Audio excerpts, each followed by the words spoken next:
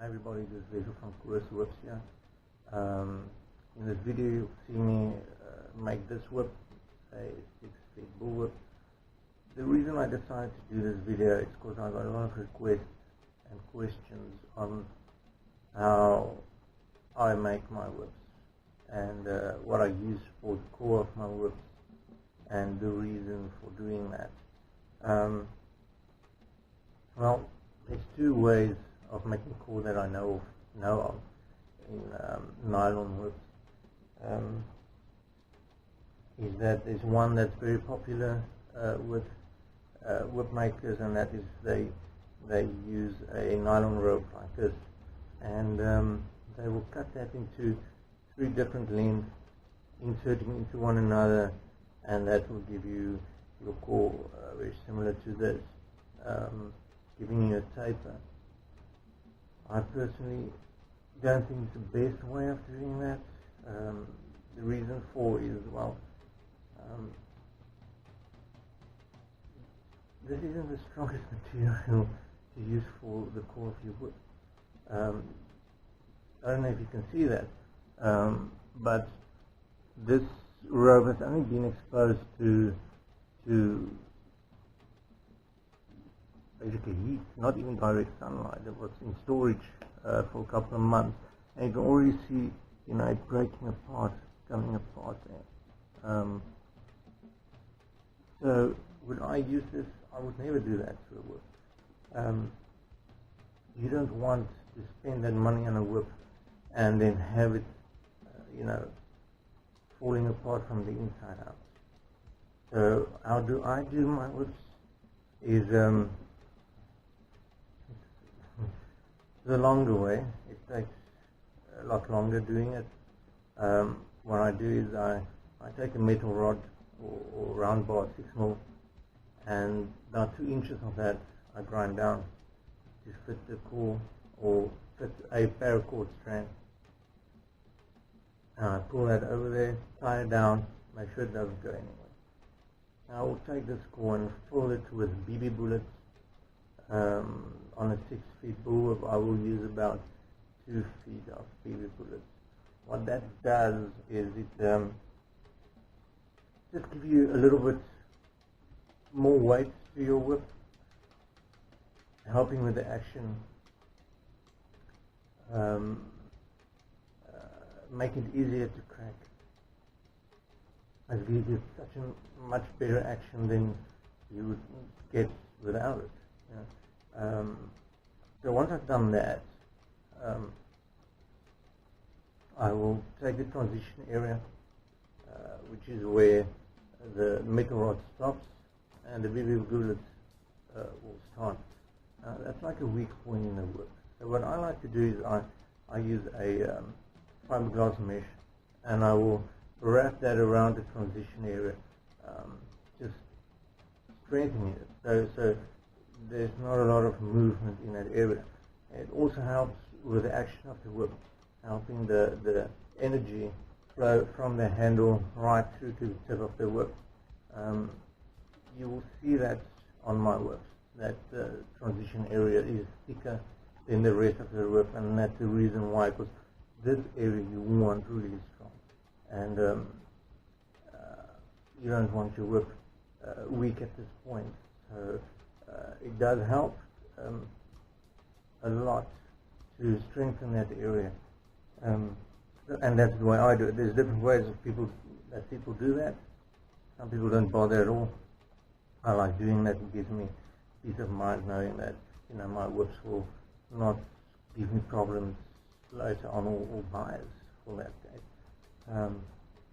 So once I've done that, I use a nylon thread, and I will wrap that around the core, right down to the tip, crisscross the thread, and all the way back, and a couple times over the transition area. Once I've done that, I will roll it out, compacting it, and I will start on the second layer, which is basically 4 strands. I will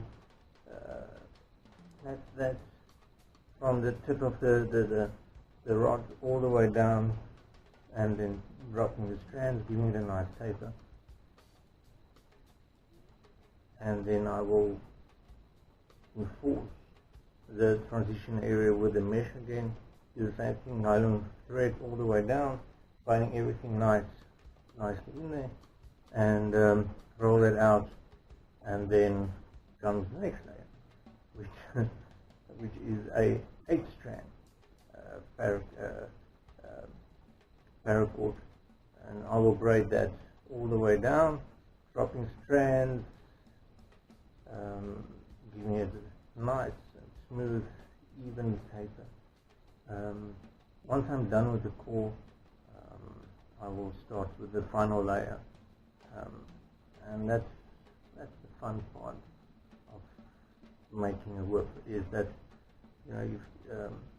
you've got so many different color options for a whip. I've made whips in glow in the dark, on reflective paracord. The possibilities are endless.